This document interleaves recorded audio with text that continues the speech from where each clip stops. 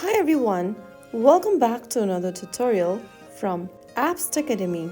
In this video, I'm going to show you how to change your name on Bolt. If you want to change your name on Bolt, first of all launch open the Bolt application on your device and make sure that you're logged into your account.